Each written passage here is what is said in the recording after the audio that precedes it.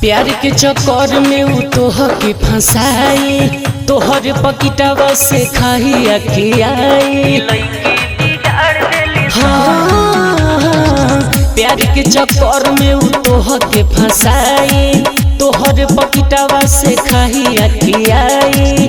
आ कोमल दिलावा के लाते लसार देली सह, लसार देली सह। लइका हो खेला न खरा है, ई लइकी बिगाड़ देली सह। लइका हो खेला न खरा है, ई लइकी बिगाड़ देली सह। डीजे अमित तिवारी अपहर। लइका हो खेला न खरा है, ई लइकी बिगाड़ देली सह। Recording by Race music studio Chakiya. हंसी हंसी के मिलई है सनहजन, फेरू कही है शादी होता मर। ए भाई सुना, हंसी हंसी के मिलई है सनहजन, फेरू कही है शादी होता मर। तोरा सपना के पल में बिसार देली सह, बिसार देली सह।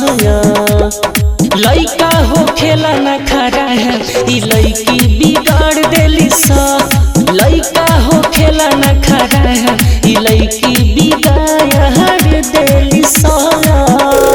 डीजे अमित तिवारी अपहर। लइका हो खेला न खरा है, ई लइकी बिगाड़ देली सह।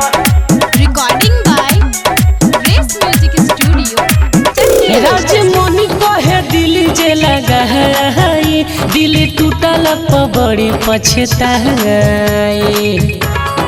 ए भाई हाँ, राजमणि कहे दिल जे लगा है, फिर टूटल पर बहुते बुझाई।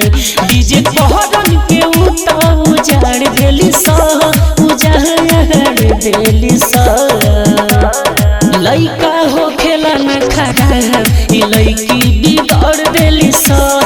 सबका से कइए के प्यार, ई पाछा पछाड़ देली सह। Recording by Race music studio Chakiya.